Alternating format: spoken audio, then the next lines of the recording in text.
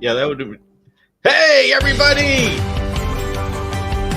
Hey, everybody! I still hear the We music. don't need more music. We just need to be here. Oh, And we welcome, are. everybody. I'm here with Fadi. Hello, Fadi. What's up, everybody? Super excited to be here. This is going to be a very good one. All right. Well, we have the chat is, oh my goodness, you people have already been talking and going over policy and figuring out nicknames and such. Excellent, excellent. Very good to have you here. If Let's I may see. add, I think the channel itself is the nickname. Like, Forest Dragons is what's cooler than that, right? Oh, I kind of like that. That works. So, all right, everybody. Well, I got to show you, of course, as a celebration for this live session, we've got my Daffy's Reptiles shirt. Hey, I love that. I didn't even. That's awesome. Yeah, He's been hiding like that from me too, guys. I didn't see like that the either. design? That is awesome. I love it. I love it. Yeah. See, I ordered an official Daffy's Reptiles, and I don't know when it's going to get here. It's like it's taking. So you know what? Yesterday I had to make my own. So did you press the logo onto the shirt yourself? Yeah, that is awesome. That's why I needed the vector drawing, the high res of your logo. That makes sense. That makes sense.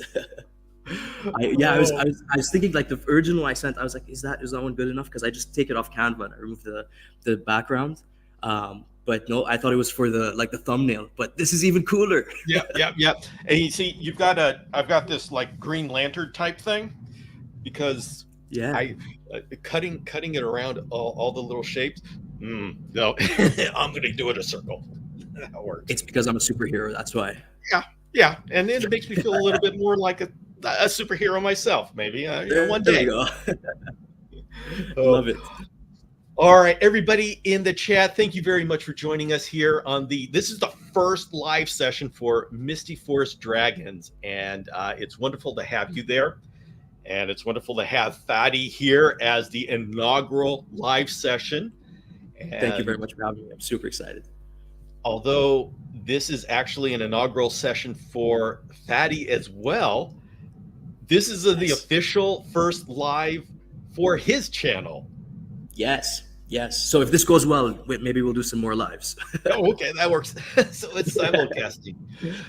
Now, everybody out there, this is the kickoff episode for an entire month of how to start your own YouTube channel. And so we're going to be having tutorial episodes every weekday at 1 p.m. Pacific, this exact time, throughout Monday through Friday. And so the whole theme here is doing YouTube. So I want this is interactive question and answer like we usually do. And so ask questions about YouTube. If you're interested in starting a YouTube channel, just ask what it's things you are wondering about, what it's like to start. If you're not interested in starting your own YouTube, go ahead and ask what it's like to be a YouTuber. And so don't be shy.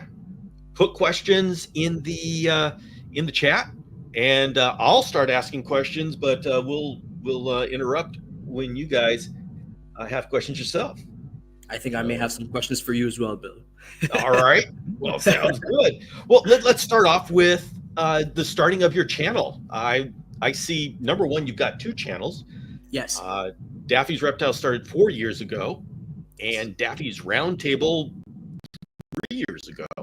How did you come to all of that?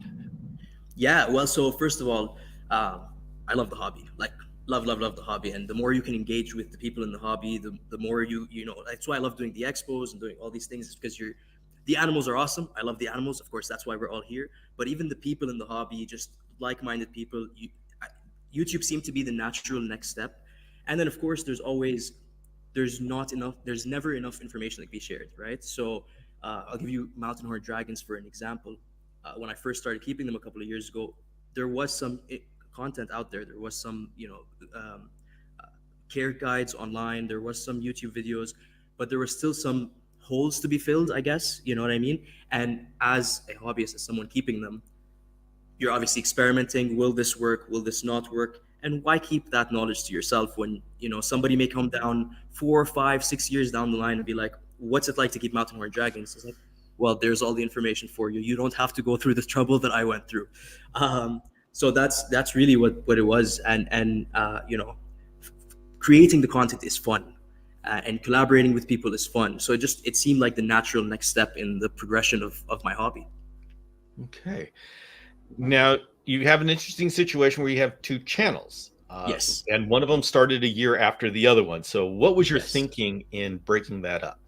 I feel like I could ask you the same thing, but I'll give you an answer first, and then I'm curious why you as well did something similar. So, my train of thought of having a second channel. Well, first of all, I wanted to start a podcast because, as much fun as editing and doing all that stuff is, and getting all the information into a 5 or 8 minute video, you can obviously share so much and learn so much more in an hour and a half, 2 hours, whatever. So, I figured podcast would be the right way to do it. Plus, I get to interact with awesome people like yourself, and get information that way. So that was why I wanted to do the podcast. But the reason I didn't put it on the same channel, and to anyone listening, this may have been a mistake. This may have been a good thing. I still don't know. And I'll give you the pros and cons, I guess. But I feel like, or I felt like, certain pieces of content could affect other pieces of content, like nobody really knows how the algorithm works, right? But like, for example, with Instagram, if I post a reel and it gets 3-4K, and then the next reel does horrible and only gets like 400 views or even less, then I felt like the third reel, even though it was a better reel, would not do as well, if that makes sense, because it was affected by the views of the last one. And I didn't want that same thing to happen with YouTube. So the train of thought was, if the podcasts are only getting 30, 40 views and the YouTube channel is getting whatever it is, 400, 500 views, I didn't want the algorithm to be like, no, that channel's, or this video is not doing well, so your next couple won't do well. Now, again, I said, I don't know if this is actually the way the algorithm works, but that was the train of thought of putting it on a second channel. Now, That being said, I did start to notice that the audience and the people watching the podcast are not the same people that are watching the YouTube channel. So would it have been beneficial to get all those people and put them in the same place? Obviously, that would have boosted numbers, subscriber numbers, viewer numbers, all of that. I don't know. Or is it a con where having them all in the same place, somebody may not be interested in that specific podcast episode or that specific topic. Now it's doing worse for the other channel. But I'm gonna throw the question right back at you, because obviously you have Chameleon Academy, Reptile Entrepreneur, now Misty Forest Dragons. So what was your idea behind separating them and not putting them in the same place? Okay, that's a big question. Now, you do me a favor. We have a troll that is on your channel, this Brick Stars Fun. Can we just hit the 3? Yes. Yeah, just let's go ahead and ban that user. Just get Done. Thank you very much. Yes. This is about reptiles. Reptiles and YouTube. That's all we're talking about. Yes. No religion, no politics, or any of that kind of stuff. So, correct. All right. My going on to a lot of different channels is because I have a different channel for each market. And I come from a marketing background, and so product marketing. And so I'm very much into, okay, this is going to go to this niche. This is going to go to this niche. And so that was a sound strategy. Now, looking back at it, I don't know that that's the best strategy for me. At this point, I keep thinking, wait a minute. I have got Chameleon Academy, Reptile Entrepreneur, Misty Forest Dragons. I actually have a niche content creator. Yeah. And so, and there's Dragon Strand. And so I've got all these channels. I am thinking it may have been better for me to just have Bill Strand Reptiles and just put it all in there. But so, it's one way or the other. The thing is, the people, if I do a lot of chameleon content, are the entrepreneurs going to really want to sit through that? Yeah. I don't think so. And so, like this channel right here, this is a kind of it's going to be a little bit of everything. Right. I was thinking about this mini series about starting your own YouTube channel. That really goes well with the reptile entrepreneur. And so maybe I should have put it there. But the reason why I put it here is because the people who are interested in the basic reptile stuff are the ones who are going to use this information the best. People who go into the reptile entrepreneur, they're already deep into it. They already want this information. They're looking for it. But I wanted this miniseries to go for people that maybe didn't know that they wanted to do it, didn't know to look for this information. Right. People starting up rather than looking for the details. And you know what? Is there a right answer? There's just decisions that we make. Yeah, absolutely. So whenever I'm giving this information for everybody listening, this isn't necessarily saying this is the right information, right decision. It's just what I did with the information that I had. Yeah.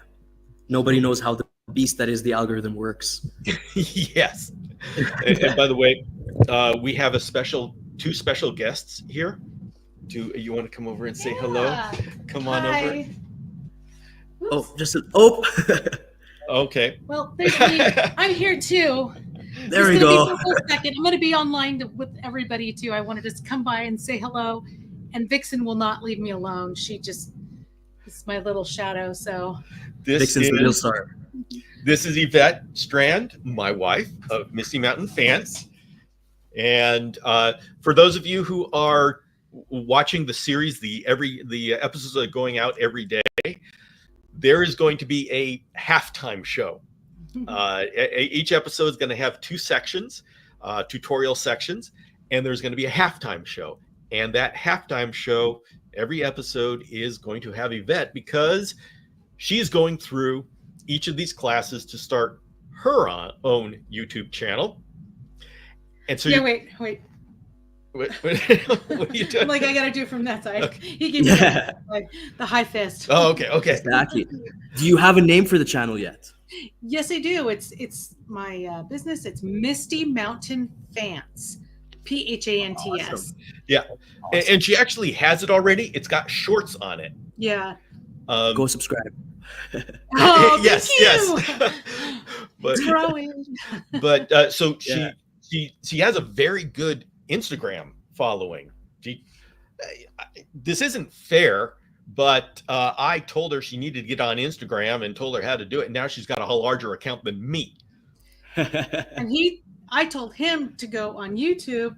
Yeah. And now it's paybacks. Oh, yes. You're going to hear about this story. A lot of eating some eating humble pie here. But so she is going to be doing this in real time. And we're going to be able to watch her go through each one of the classes. And you're going to watch it in real time. So we're going to be having awesome. her channel. Huge growth. So this way you're kind of growing with one of your fellow students. Oh, yes. And it's a little complicated when, you're living in the same house. So there's hilarious. It's funny. I'm sure the teacher. We're going to have to relate some of those stories. I know. Oh, he's so unapologetic. Let's see. Let's go ahead. Give me a second. I'm going to get that link to Misty. Please do. Misty Mountain Fans. Fans. I can't spell. Okay. And while you do that, I did find it. So the Instagram is. I'm already following you. I didn't think I was. Cool. Oh, okay. Excellent. Yes. So the Instagram as well. Everyone go follow that too. Oh, thank you. All right, everybody. Yep, I have I put the link down there for Misty Mountain Fans, and so if you want to, join that and watch her growth, and you're going to find out in tomorrow's episode that goes live. But you're going to give you a preview. So, what is your plan for doing your first long form video? Oh, are you putting me on the spot? I haven't figured it out yet. You know, all great things happen at the last minute. Well, when are we going to see this masterpiece? Apparently, it's next Saturday. That's Was right. it next Saturday? Yeah, yeah. I don't even know where to That's what look. you Am I committed supposed to. to look at this little dot up here? So it might look. I gotta think of all these little things I gotta remember. So just the little things. But next week, Saturday is going to be the big day. Yep. And so we're gonna be you're gonna be seeing her first long form video, and Anything over 61 seconds. she go. knows the I minimum. gotta now, throw a it- little shade. For now, YouTube's actually about to make it 3 minutes now. Yeah, as a short. Let me tell you what the heck is up with that. But if it's got to be profile. If it's landscape in 61 seconds, it goes back on to Yeah, the long so form. I think I need to get off my duff and do the hard stuff now. Yes. All right. Well, I'm gonna Okay, you can escape, and I'm gonna be on the other side with everybody. All right, you can go Well, back Michael, into the see you audience. later. So, I will just quickly comment on that. She said the hard side, but I actually think Instagram could be just as hard as YouTube. yeah, and it's definitely an entire out. These are all different outreaches. Exactly. Yeah. But the advantage of YouTube is the long form video, and being able. So she's a breeder of Eurypletus fantasticus, and so she gets a lot of questions that she answers over and over and over again. And yes, people can go to the website, but to be able to do a weekly video and send a link to a video, that's A lot really easier. convenient. Yeah. No, for sure. Yeah, absolutely. All right, I'm going to put, for those of you who are coming on my side, I'm going to put a link to Daffy's reptiles. There we go. And so you can go over and follow Daffy. So here is, we got a couple of questions here. Nice. We'll go for this question. Should you focus on growing a YouTube channel over other socials? Bill has proven IG is garbage for live streams. What do you think, Dad? Are you taking the right? Taking this one? Okay. I think it really depends on what your focus is. As you were like, focus on this or focus on that. I think Instagram is an excellent place for, as you said earlier, breeders, someone looking to build a business. I think you should absolutely be focusing on IG. I think it's probably a better place to be able to connect with buyers and people interested in your animals, and probably an easier, with the DMs, it's an easier way to quickly answer questions. But for education and teaching, as you said, again, with, just sending a link to a video is much easier. Focusing on YouTube. Now, with that said, I don't think that, to a certain extent, people do. Bill, you've built an incredible community that are following you from Instagram to YouTube to wherever you are. But I don't think that they're the same viewers on Instagram and YouTube. There's a select few that are watching everything you do, but I think they are their own audiences. And YouTube is education and entertainment. And so a lot of people will go on. And so the way, the format of the content is different, but and the end goal is different. But I do think, and people are not going to like this answer, I don't think there's one or the other. I think you should be focusing on both as a content creator. I found in my outreach that Instagram and YouTube have two different purposes, and Instagram has so many different tools for you to use to build a community there. YouTube ends up being a little bit more of a performance. Definitely there's that on Instagram as well, but Instagram, you have the DMs, you have the stories, and so there's these so many more tools for building that community. Yeah. Now, that said, in 2025, YouTube is looking at bringing out, expanding the community feature. So instead of having these little posts that you can do that are really difficult to get people to interact with. They're looking at bringing out kind of a primitive Instagram format, so you can actually post to it both as a creator and a viewer. So I think YouTube is now pulling together, filling some of the holes that they had, and trying to become more of a comprehensive platform. That would be awesome, actually. Yeah, yes, I'm looking forward to that, because there's so many things. You look on any of our videos, and people just are hungry for a place to ask questions, and they'll just ask questions that have nothing to do with the video, just to get some interaction. And of course, they don't want to go to Instagram. Everybody wants to stay on their platform of choice. Yes. So, yes, absolutely. Do you use Threads? kind of. Okay. I was one of the first people on Threads.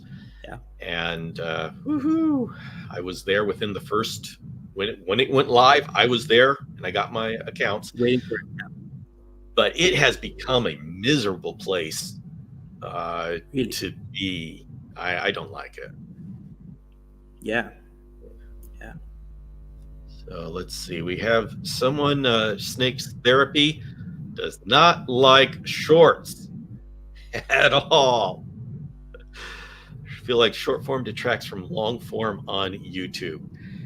And, well, yeah, everybody's got their opinion. And I have noticed there's a lot of YouTubers that do not like shorts. Yes.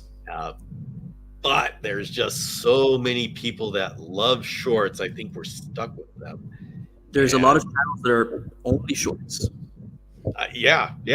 And everybody, this is a good thing to remember, is that there is two different groups there. There is people who are on shorts and people who are on long form, and there is an overlap. But if you look in your metrics and look at where the audience is, there is an overlap, but you have two distinct groups: shorts people and long people, and you got to decide where your strategy is for all of those. I'm currently trying to use the shorts as so I'll put like a clip of a long form video and then watch the rest of the video here, because you can link at the bottom of the short the long form video. So that's what my current strategy is. It's not going great. I think they're looking for that almost TikTok-y, like grab them in the first 3 seconds, show them something crazy so that they don't swipe away. And who knows, maybe I don't have it right, but I do find that, they say that nowadays people are less likely to hit the subscribe button. Mm-hmm. I feel like on shorts, they're still more likely to hit subscribe than they are in long form. Yeah. I've not had much success at all at getting people to go to long form videos from the shorts. It's like they want the when you go to the shorts feed, you want to do the doom scroll. You don't want to sit and and learn something. Yeah, absolutely. And so I think that we should have two outreaches. If we want to use shorts, use two outreaches. I have been able to get a lot of subscribers from shorts, but then I lose those subscribers when I do my live sessions. And it's really strange, because my live sessions are some of my deepest community builders. I mean, that is the core of the Chameleon Academy. Yet every live session, I lose subscribers. Interesting. So there you go. I wonder who actually has the energy to unsubscribe. Yeah, that's I wonder, is a real person, because you have to decide to unsubscribe. Right. Like, I'm still probably subscribed to channels that I haven't watched in 5-6 years, because it's such an effort to just unsubscribe. Jarek says, no idea what Threads are. Well, buddy, what is Threads? So Threads were a new release from Meta. It was almost a year ago now, if not more, right? And the best way I would I would describe it is it's Twitter for Meta, or sorry, X for Meta, and it's just a feed where people are essentially tweeting, and I'm currently only using it to this podcast has been released or this has been released. I haven't engaged in conversations on there, and now Bill, you're saying that it's not a great place, and I assume that you mean probably there's a lot of negativity on there, which A is lot of what I found whining with and X. complaining. Yeah, which is what I found But Twitter and X to be as well, and I kind of have stayed away from that for now. They do have a big scientific community, so like people are doing research and that kind of stuff will kind of put updates on their research in there. But if you're not looking to engage in a battle or a conversation back and forth, I'm not a big fan of it either. I was also on it pretty early. I never posted anything until recently, but I was on it just kind of watching, seeing what people are doing, and yeah, not a big fan either. yeah, so it is good old Instagram, Meta, Facebook has been trying to figure out how to do something, fight Take over the Twitter world. because Meta is about absorbing everything. And so when Elon Musk took over Twitter and was just getting rid of everybody, Meta said, hey, this is our opportunity to provide a place for all those people to come to. And they got the timing right. And boy, 275 million active accounts now. They did the timing right. It was the fastest growing social media ever, I think. Like the second they build up a lot of hype for it, so the second it was released, there was a lot of people jumping on, and then I feel like it went. Yeah, well, it was a genius rollout because they had everybody from Instagram come on over, and then you brought over all of your subscribers or your followers, and so you came over and you didn't have to start from scratch.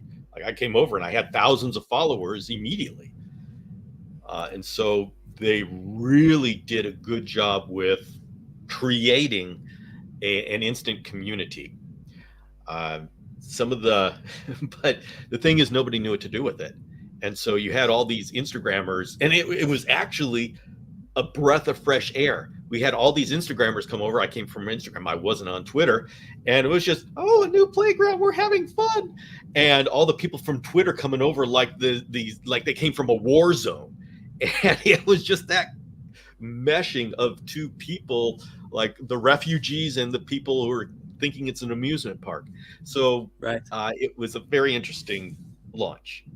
It sounds like the refugees won. You know what? It's no, and everybody's experience is going to be different because the algorithm is going to bring you different people, and so when I'm describing what I'm describing, just know it's just from whatever I am being given, and other people are going to have completely different feelings. But I don't see the intense political drama on Threads. It's more of a personal drama of, well, I got fired and I took my HR to court and I won type stuff. So it's still humans being annoying, but in a different way. So Yeah, that's funny. That's the kind of same kind of posts I'm seeing as well. but I'm not seeing a big reptile community. And see, that's the thing. When you go to these platforms, if your community's not there, I mean, what do you do there? What's the point? Like with Vero. Yeah, Vero. Yeah, That was there was we like had a 6 bunch of us of on there. The what? There was like 6 of us on there. Yeah. and we were thinking, okay, let's try this because that was about the time we got sick of Instagram bringing in reels. And it's like, okay, now you can't. Now the only way you can survive on Instagram is if you have reels. And those of us who built this city on still images, we're thinking, oh, it's like, okay, all of us who grew up on Instagram are now being pushed out by the people who do great on reels. Yes. And it's like, okay, what do we do? And you either find another platform or else you get good at reels. And I tried both and it didn't work to have another platform. So I just had to get good. Well, I'm still not good at reels, but that's what I do now. I do agree with you on that, though. I think the answer, unfortunately, at that time, the answer was adapt and figure out how to do reels. I don't think I'm very good at doing reels either.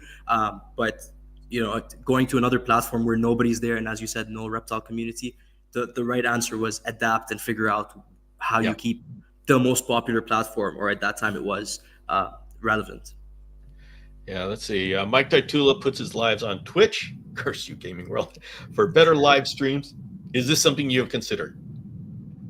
Well, Fadi, let you answer this. I have actually. I looked into it. I went into Twitch and I was just trying to find what, as you said, where the community is. Is there a reptile community? What they're doing? I did find one streamer. She would, I guess, build setups while talking to the people, but it's very gaming world. So like it would take her an hour to put the bio balls in, and then she would answer a bunch of the comments, and then put the mesh layer, answer a bunch of the comments, put the substrate in, answer a bunch of the comments. And so a build that takes you 40 minutes took her probably 4 hours, and the comments were not reptile people. Okay. They were more so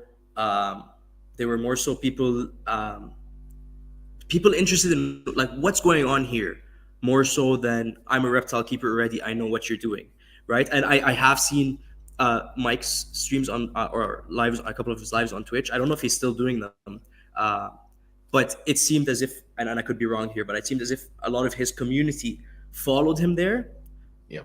rather than it being a Twitch reptile community that was watching. That being said, I never actually figured out how to do it, and so I kind of just dropped it and gave up on it. I don't know, is it still as relevant as YouTube is? I'm not sure. Yeah, I believe that was a program where Twitch reached out to Mike and said, "Hey, we want to expand our communities here." And so Mike went over and said, "Okay, I'll give it a shot." But I believe, like me, most of the people watching him were either wondering what the heck this was, or else were his audience from other platforms like me. I went over to Twitch just because he was there to say, oh, okay, what's this all about? Yeah. But I didn't see any difference between him being on Twitch or him being on YouTube. And YouTube is where we have a huge reptile community. So yeah, you could go to Twitch and you could start off and try to, it's like a whole new land. Go ahead and try to build a community there, but it's gonna take a lot of, you got to be dedicated to it. And I bet you somebody could build a community there, but you got to want it. And there's got to be a reason for you to dedicate the time it's gonna take to build a community there. Yeah. And I mean, I'll go if there's a community, if there's people there that would love to watch chameleon content or this entrepreneurial content or stuff, I'll go. But there's still so much I have here on YouTube to work with and build out that bringing on another platform, there's no reason to spread myself thin. Yeah, like you said earlier in the episode as well, it's every piece of content you create, or every live, or every whatever it's fun work, but it is work. There's the preparation, the editing, figuring out the topics and all of that. And eventually there is what is called a burnout. You know what I mean? If you're doing a live on Monday on YouTube and then one on Tuesday on Instagram and then blah blah blah. Yep. Now, is there a point in maybe using, I think you can do it on StreamYard, where and I know you stream on YouTube and Instagram at the same time, I believe. Yep. If there is a way to maybe add that to Twitch, so you're not doing extra work, but you are there, maybe. But until now, I don't really know if it's beneficial.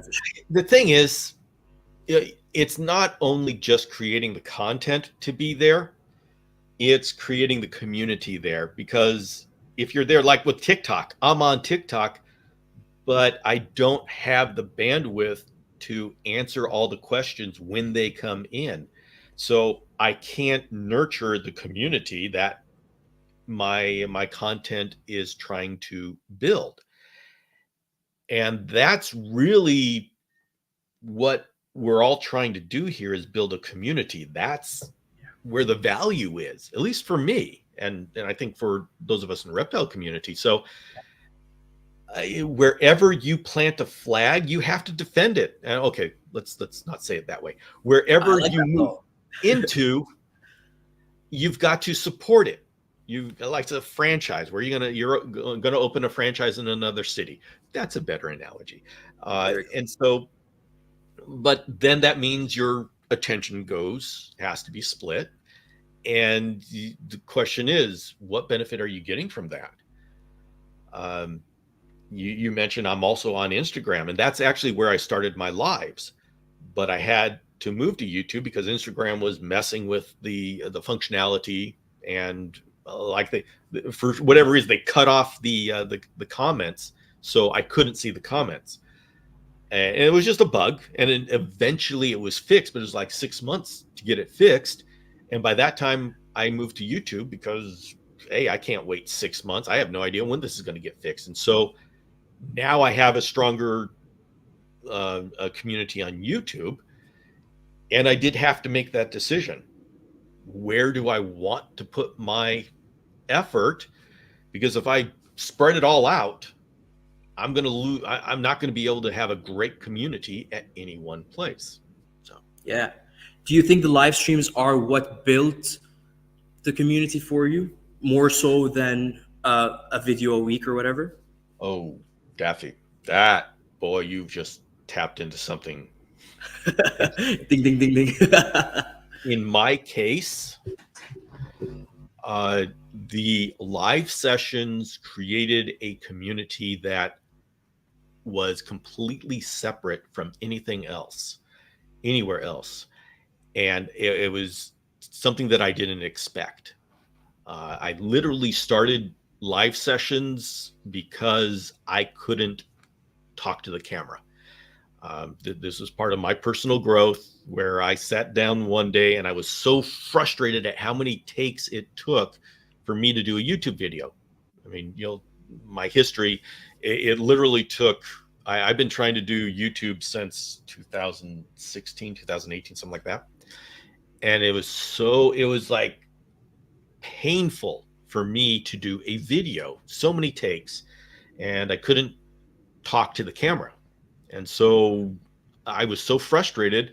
I say, I got to get over this, that I took out my phone, Instagram, and I hit go live. And I forced myself to go live for an entire hour. And I committed to myself that I was going to go live for an entire hour every week. And people would come on. And so I would interact with people. And when they weren't on or they weren't interacting, I had to talk to the camera. Yeah, to keep it going. Absolutely. And that was a huge personal development for myself to be able to do YouTube. And that was like 3 years ago. And I now do 3 lives a week. But to answer your question, it started very, very slowly. But what happened is a community coalesced around the live sessions. And this wasn't an Instagram community, not a Facebook community, and not a YouTube community. These are people that weren't necessarily enjoying other social medias, and so they came just for the lives. In fact, I've got some people that got a YouTube account just so they could be on the lives.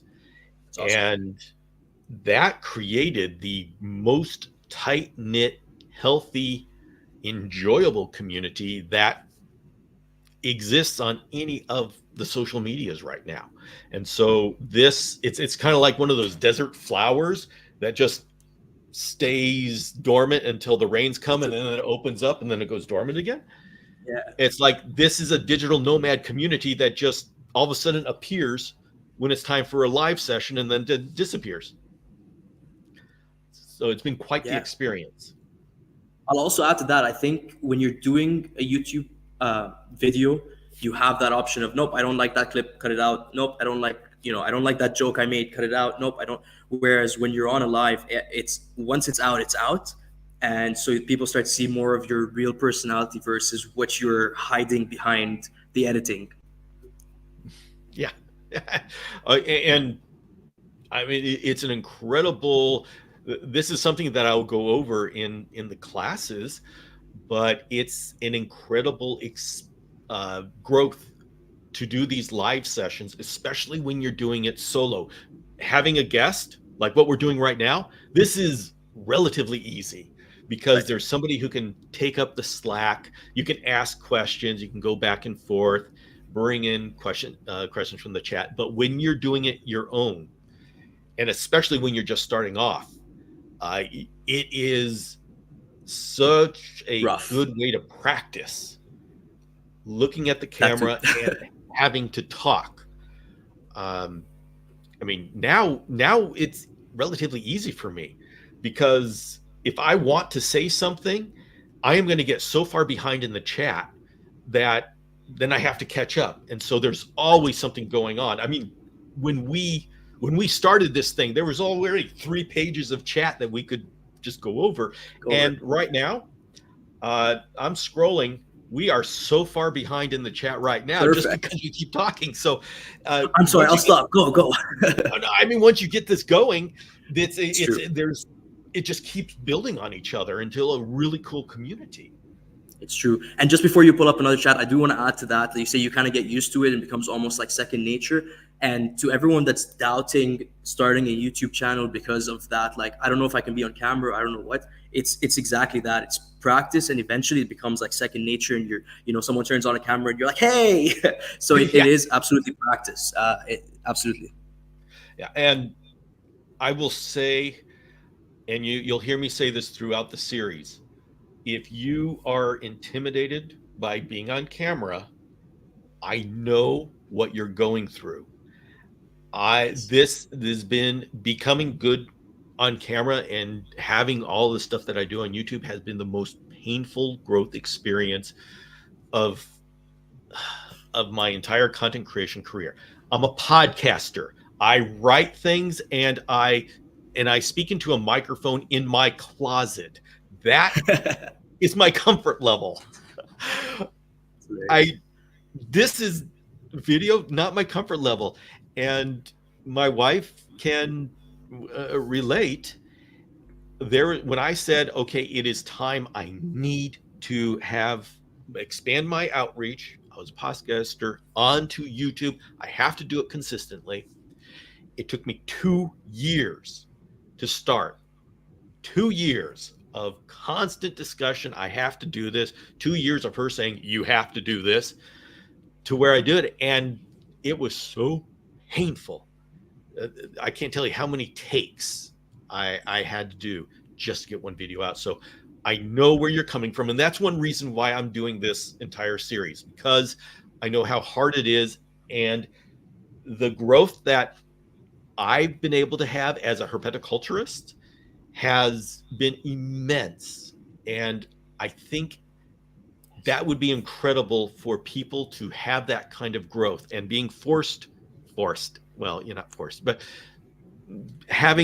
making an episode every week. It's like you have to take all those thoughts in your head and you have to turn them into words. And just that practice solidifies your understanding of what you're doing. And I mean, so much of what we do is feeling. We just feel it's right. Well, how do you explain that to somebody? It's like, ooh, well, okay, there's your personal growth as a herpetoculturalist.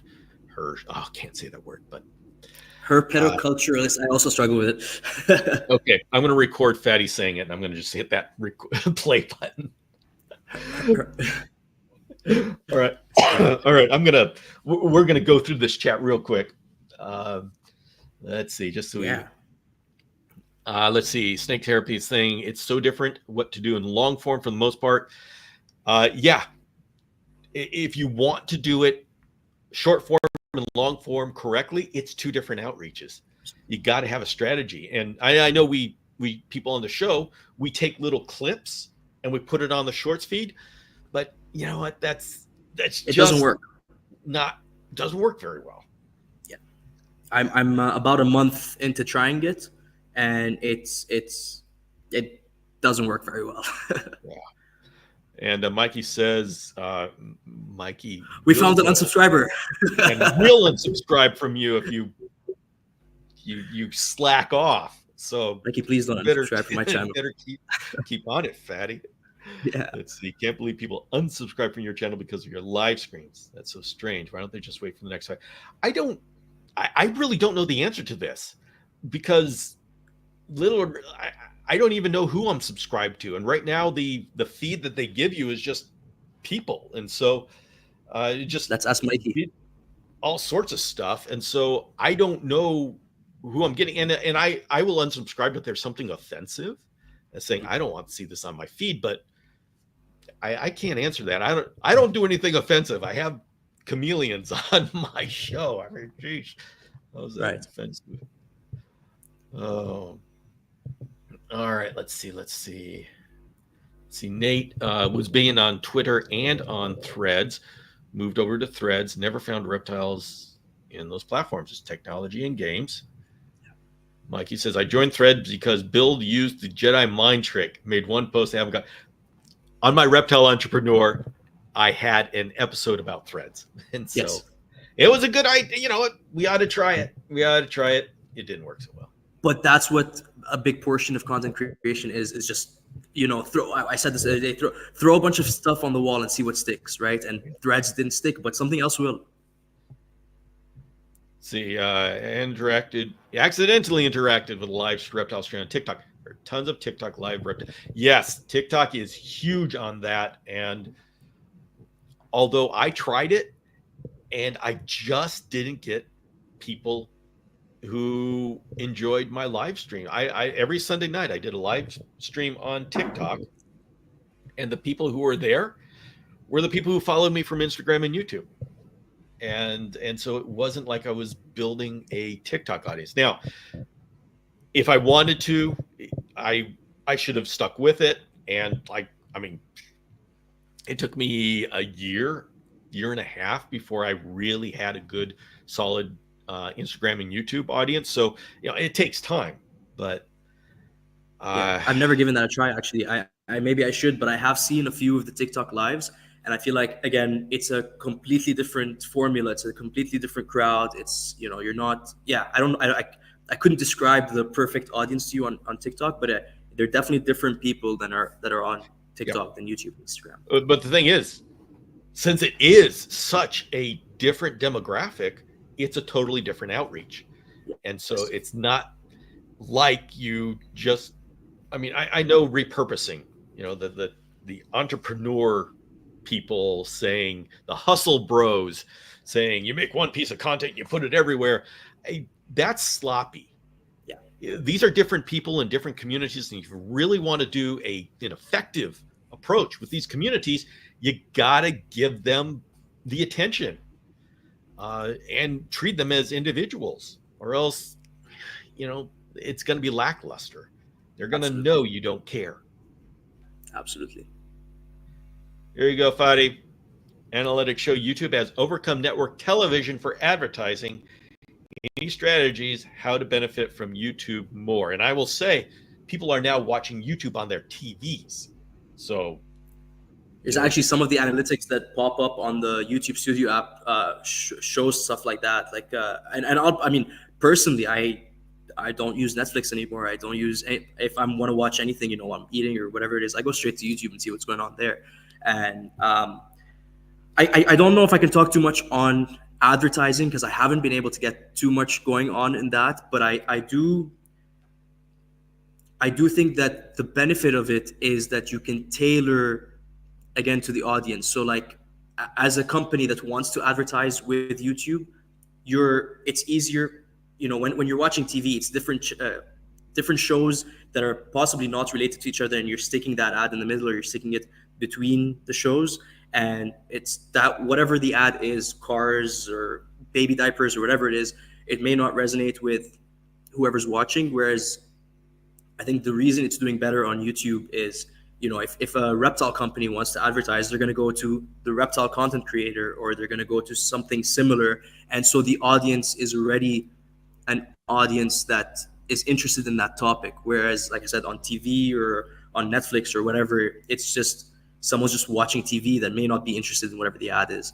And I don't know about any strategies of how to benefit from YouTube more, I'd be very interested in hearing what Bill has to say about this, or anyone else, because I'm still trying to build towards that as well. I'm struggling, and when we say benefit from YouTube more in advertising, you're talking about monetization, I think. I assume, And yeah. this has been a struggle for me.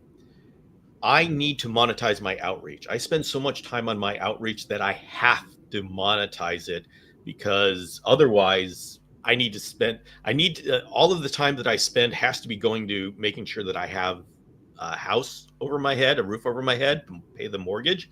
And I'm spending so much time on the chameleons and entrepreneurial, essentially my digital outreach. I need to monetize it. But there are things, I have been using these digital outreaches to build community. And although those things don't have to be separate, they are a different approach to YouTube. And I know that I could definitely be a lot more commercial about it. And like taking sponsorships from reptile companies. I have been approached by reptile companies to sponsor my content, and I've struggled with that. Do I start becoming more commercial? I have my own products, and obviously I can stand behind those products because I designed them. But others, that's a decision, and it's something I'm slowly moving into cautiously. But it is a different mindset, and so I'm struggling with this right now, and I don't have answers as to what works for me. Yeah. Although I will say, what I'm trying to do is to bring monetization for building a community. So, I'm seeing if I can. I've got a community, a closed community that's around a course that I'm selling, and then I'm going to be having certain spaces that are monetized, and I feel really good about that because I know I have full control over that product. But Yeah, no, that makes sense. Especially like you said, picking and choosing what products you can stand behind.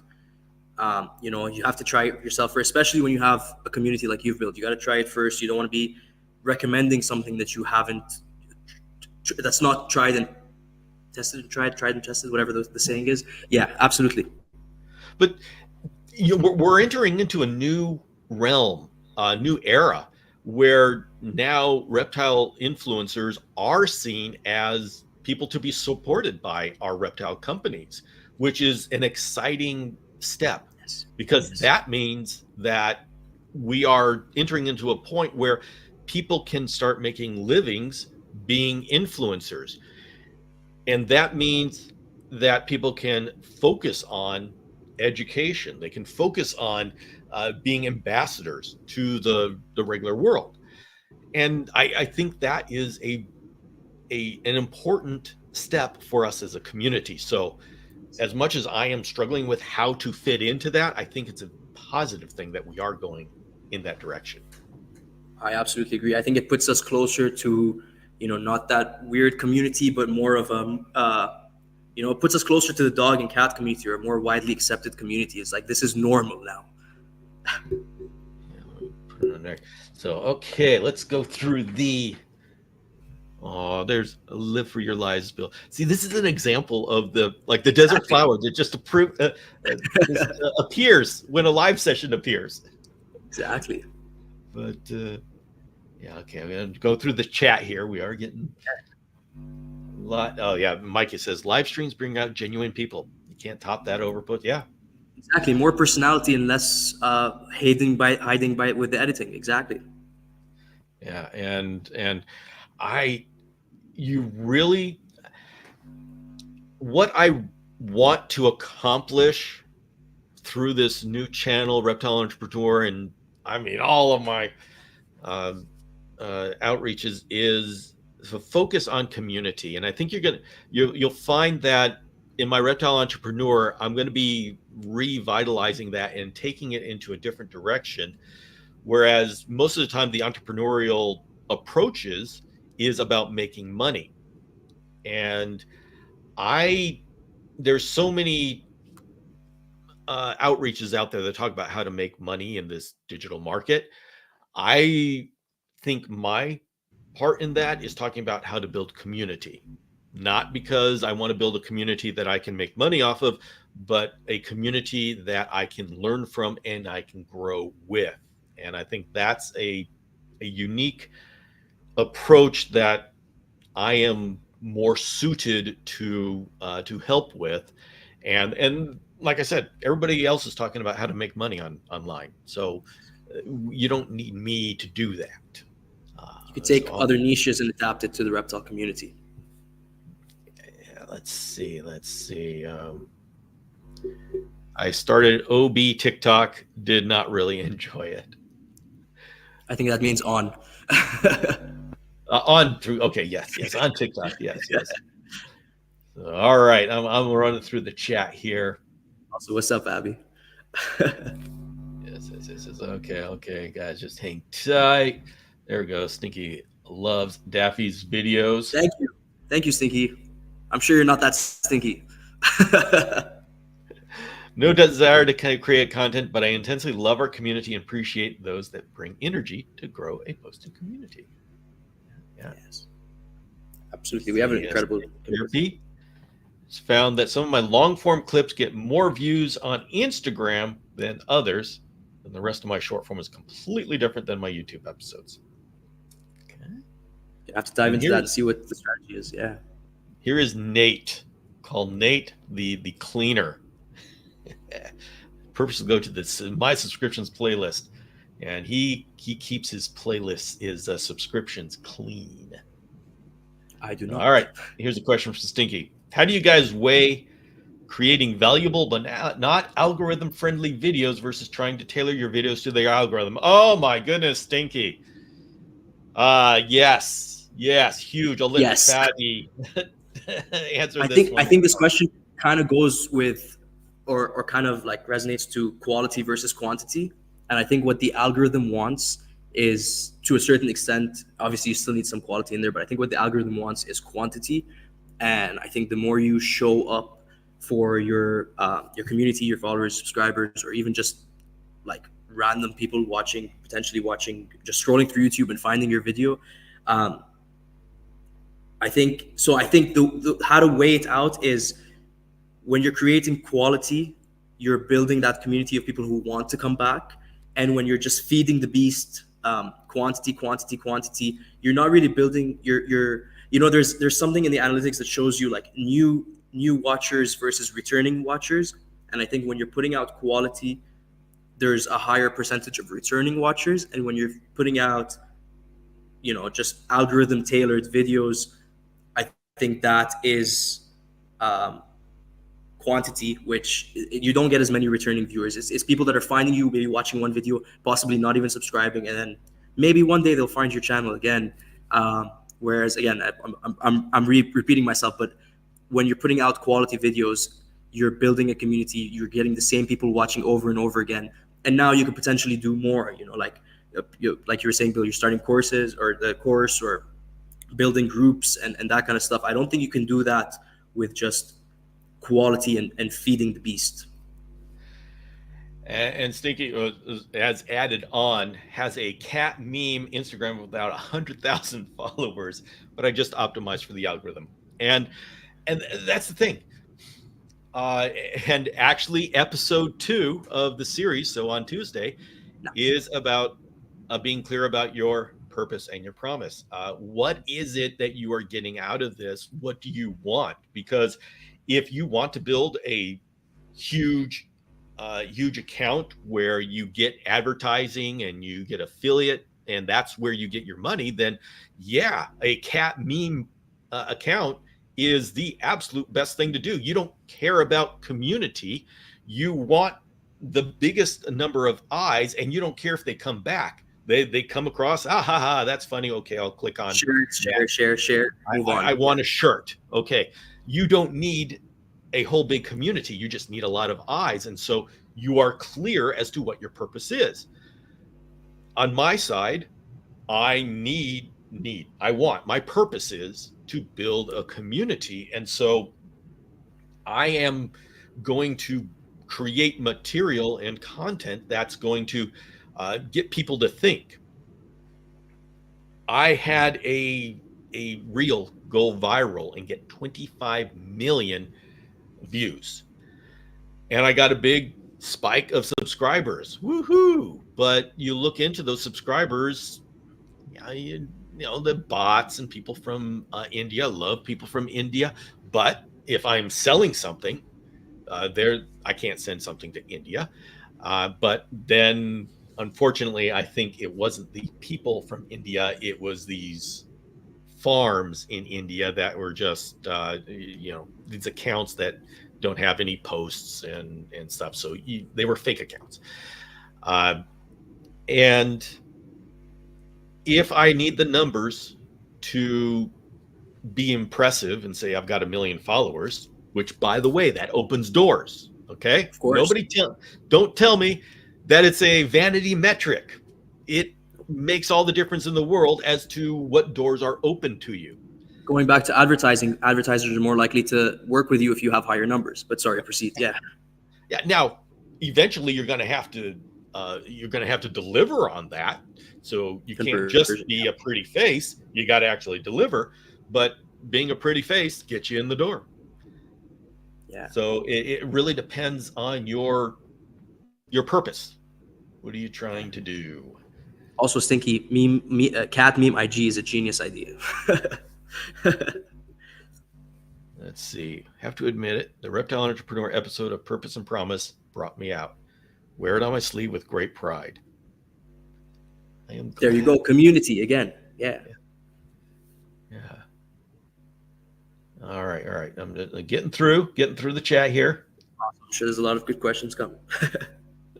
So let's see what's VP Morth's. Education is key, but not all information is good information. Some is just opinion, and that doesn't mean it's wrong. It may just be what works for you. This is. I don't know if this is exactly where you're going, but here's where I'm going to take it.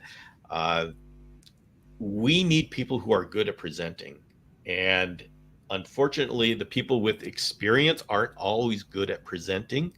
The people who are good at presenting don't always have experience, but they're seen as authorities because they're good at presenting. And this is going to get a whole lot worse with AI. I know we have a number of YouTube accounts that are completely AI driven, and I hate their videos get more views than mine do. So what the heck? But it's going to get worse, that the people who know how to use the system and they can put together something that looks pretty are going to get seen more than somebody who's put in decades of work to get the experience, but doesn't know how to put together a video.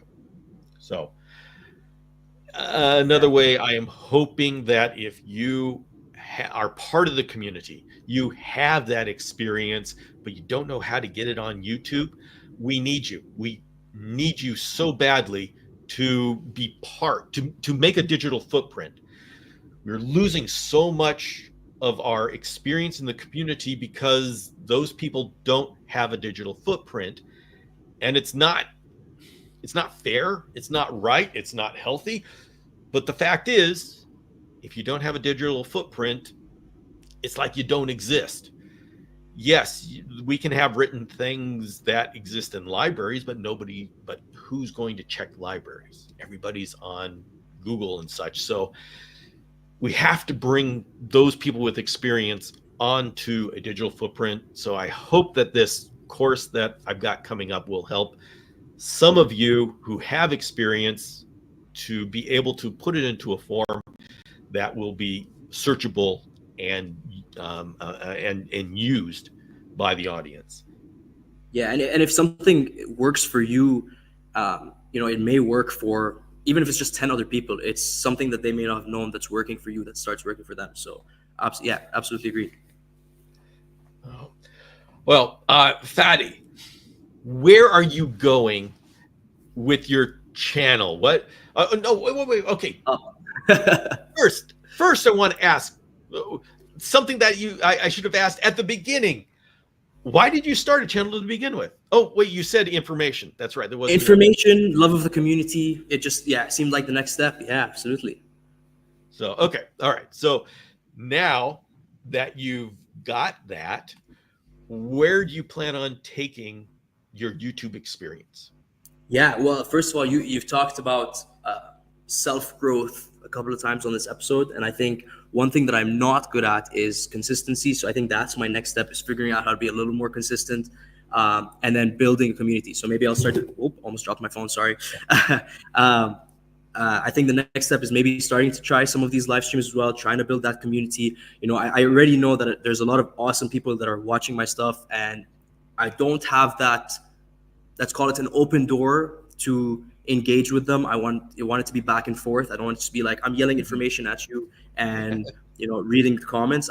So I think live streaming is definitely a way to go, but I got to figure out how to be consistent first so I can start doing that. So I think that's the next step for me. And then collaborations.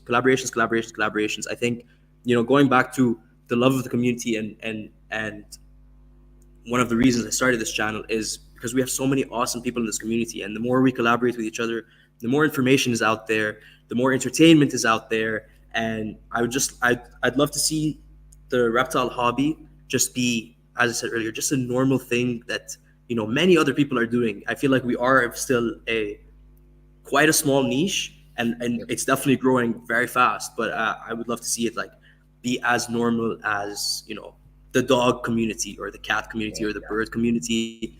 I think that's I don't know how long it'll take me to get there, but those are the next steps. Yeah, I love where we're going as a community, and there is so much more interaction, collaboration.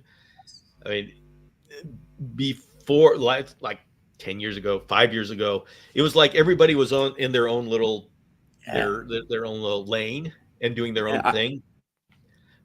But there's been so much more meeting of creators, whether on Animal Con or at reptile shows or collaborations, interviews. And so I think that makes a much stronger community. So glad to see it happening. I agree. I mean, when I first started keeping reptiles, I had no idea. Like, obviously, I knew there were some other people keeping reptiles because you find them in the pet stores and stuff. But I had no idea that there was this entire community, that there was expos that you could buy and sell and trade and just learn all together. And it really is awesome. And just because you said Animal Con there, I'm going to put this publicly just because so that somebody can hold me to it. I am planning to be at Animal Con next year, so somebody please hold me to it. Well, I do have a question. Yes. What's going on up there in Canada? How come there's so many great YouTube Canadians? Because Canadians are awesome, obviously. I guess so. I think what it is we're all so close to each other. I feel like in the States there's obviously so many incredible creators there as well, but I feel like you're all quite spread out, whereas we're all very close to each other, and so collaborating and building that community between us has become a lot easier. And then just going back to Canadians are awesome. Okay. Well, you just look at throughout this entire month, every Sunday, I have another reptile YouTuber that's going to be co-hosting with me. And I just realized of the 5 that I have, 3 are Canadian. Let's go, Canada. The heck. So yeah. No, I do think it's proximity of being able to meet up here or meet up there, or even just if you look just in this chat right now, like Microverse was in, VIP Morphs was here, Aquarium Talk TV is here. Like, there's so many awesome creators that and we're all able to meet up and interact more frequently, I think, than creators in other places. Okay. Well, I of course, I hope that was a good enough answer. have a soft spot in my heart for Canadians, and we're waiting for you to come up here. Yeah, well, I need to and visit you all. I got to be with a lot of you in Madagascar, and you kind of adopted me. Yes. Now, as far as me, go back to the question I asked you, and then just conveniently asked a bunch of other questions, so you didn't ask me. Got out of that. What is the next steps for Misty Forest Mhm. Dragons and this? And hit Yeah, us. see, you know what? He remembered. He wasn't going to let me get away with it. I, personally speaking, I want to work on my storytelling. That is my personal growth to where I want to be better at it. And this is going to be one of those things that people looking at my outreach, they're not going to notice me being different or growing in that. But this is what drives me. My personal goal as an artist in this medium. This is what I want to get better at. So that's personally. As far as professionally, this channel here allows. I'm just going to do anything on this channel that may mess up the algorithm. I don't care on this channel. I'm gonna aggressively grow it, but I've got my basic reptile stuff, and now I've got a mini series course. The algorithm isn't going to know what to do with me, but I'll keep my chameleon stuff, and the reptile entrepreneur stuff. But this one, I'm just going to have fun with it on this one. So That's awesome. That's what I'm going. Awesome. Where I'm going with it. And I think you're going to benefit a lot of us by doing that, because we can kind of see, this is working, this is not working. The experimentation is a huge part of it. And to add to the storytelling thing, I think that's, you said you worked in product marketing and all that stuff. I think storytelling is a skill that, I would also like to better myself at, but it's a skill that any niche, any job, it's just such a incredible skill that I think everybody needs to work on. Absolutely. And it's fun. It's fun making stories, and that's what I want to do in my videos is do that. Oh, yeah. All right. What is Mikey Ben? I will give up a kidney for Bill Yvette and James Cross to come up to the CRBE. What is a CRBE? The Canadian Reptile Breeders Expo. So that's their biggest show every year. It's in September. I think it would be incredible to see you guys up there for sure. For sure. That would be a lot of fun. So, yeah. All right. All right, folks, we are coming to the end of the show here. And so go ahead, put any last comments in the chat here. And Fatty, any last comments you want to share with everybody? Yeah, well, first of all, to anyone coming from my channel, first of all, thank you very much for coming. Can I pop your channel link in here? Will that? Oh, please. I would love it. I don't know how it works, but follow Misty Forest Dragons. Follow Yvette's channel as well. Misty Mountain Fans. A lot of mist going on here. There's a lot of mist going on there. And just thank you all very much for coming out. And I'll leave it while I look for your channel link to drop it in here. For anyone that's thinking of doing this, there's no reason not to. Even if it doesn't work out, try it. And you never know, it may be something that just grabs you and you kind of run with it. And I hear this kind of on other podcasts because I listen to YouTube podcasts as well as the reptile stuff. But just start. Just hit record and start, because you never know when. And there's Bill's channel is going in the chat right now. There we go. Yeah. There we go. Just start, because you never know. You could be the next. Who knows? And that's what this next month is all about. This is a kickoff episode for a month of all of this, and this is how it's going to work. I tell everybody how it's going to work. Yes. Yes. Every weekday from Monday through Friday, there's going to be an episode that comes out at 1 p.m. Pacific, same time as this live session. And for the first showing, it's going to be a premiere, so you can start learning YouTube tools. It's a premiere, which means for the first showing, there's a live chat, and I will be there for the live chat. So if it's another one of these little communities that pops up and then just disappears. So it's kind of fun.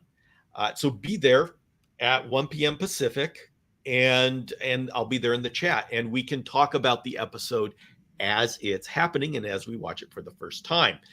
And if you integrate that in, then we watch the next one, and we can have this little community going on while the episodes are playing. So that's the kind of fun thing that we can do on YouTube. And what time is it, Bill? It's 1 p.m. Pacific time every day. So I'm gonna try to pop into as many as I can as well. Yeah, and of course the video is available from now until the end of eternity. After that, you just don't have the live chat. And as this goes on, first of all, there is a newsletter that you can sign up for, and I'll put it in the description of this video. Actually, maybe I should. I'll put it in, and I'll have it in the description of all the other videos. I'll get my act together a little bit better here. And so we're going to have a newsletter where we can talk about it. And I'll be starting a Reptile Entrepreneur paid community. So there's going to be a space if you want to, you know what, I'm going to put this in. I don't have a landing page on this, but I'll put it into the studio. If you guys are interested in a space, you're really serious about becoming, starting this YouTuber, you can go to this space, and that's where it's a little bit of an incubator, where we're going to seriously discuss how to do it, go through the steps. You can come here for advice, brainstorming, and encouragement and accountability. And we already have a nucleus of people doing it. And so you can go there. It is on a paid platform. It's a professional platform. And so it's a paid community, enjoy, check it out if you want to do this. And also if you just want to support my outreach. So it's kind of like a Patreon. Which you should. Yeah. You can support me by signing up for this community, even if you don't want to be part of the community. So this is what I'm doing instead of Patreon. Okay. Let's see. We have some people coming on saying they enjoy. And Joanne, please say hi to Ricky for me. All right, everybody. Thank you very much for joining here. Fadi, it's wonderful having you. And people, thank you very much for having me. We'll see you tomorrow at 1 p.m. Pacific on Misty Forest Dragons. Thanks, everybody.